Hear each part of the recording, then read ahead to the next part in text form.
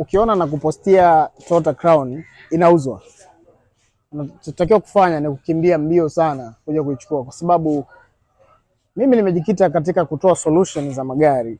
Ikitokea kuna mteja amepita ofisini na kuna gari amesema anaiuza, hizo ndo ambazo mimi huwa naambia sasa Tanzania, hii hapa enda kubless, kwa sababu utakuwa unajihakikishia kuchukua gari ambayo imenyooka na haina changamoto yoyote, kuliko mtu yoyote ambaye anaweza kukuuzia gari na kukwambia kauli hii.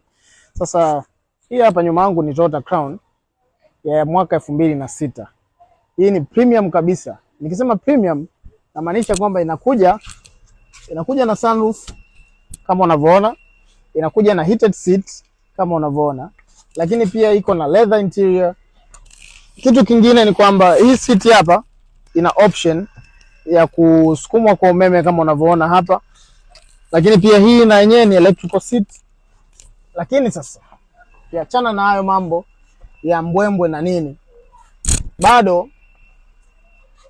inakuja na engine ya 4GR ambayo kwa diagnosis zetu na namna ambavyo tumeipitia, engine haina changamoto ya aina yoyote ile. Transmission ya hii gari imenyooka sana, yani hakuna mambo ya kushtuka gear, hakuna repair yoyote ambayo unahitaji kwenye powertrain yote kwa ujumla, lakini pia na electrical system, kwa sababu hata ukifuatilia wiring connection zake hazikuchezewa kabisa.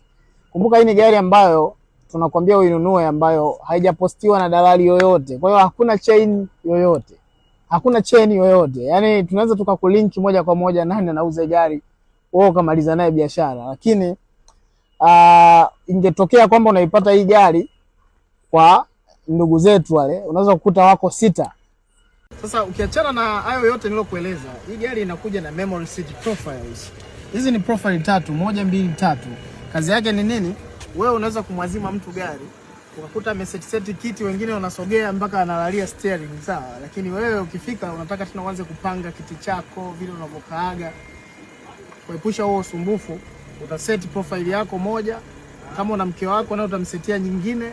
Kama kuna mtu ambaye mnamjua huwa anaazima sana gari yenu, naye unamsetia profile yake. Kwa hiyo kila mtu akifika pale atabonyeza profile yake, alafu kiti kitafanya rearrangement kulingana na vile ambavyo wewe ulivyokuwa umekiposition. Sasa nimeongea mengi, sijataja bei. Nataka nije nikwambie kwamba hii usajili wake ni DWD. Utaipata kwa milioni 12.5 tu.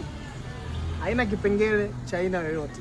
Kuna vitu kufanya clearance vidogo vidogo sana ambavyo sio technical errors au ni issue za kiufundi, ambazo kwa mfano kama hapa utanunua lens, utakuwa umemaliza kati zote. Parking sensor zote zinafanya kazi na kila kitu kiko sawa sawa. Sasa ukija kwenye hii mashine hapa,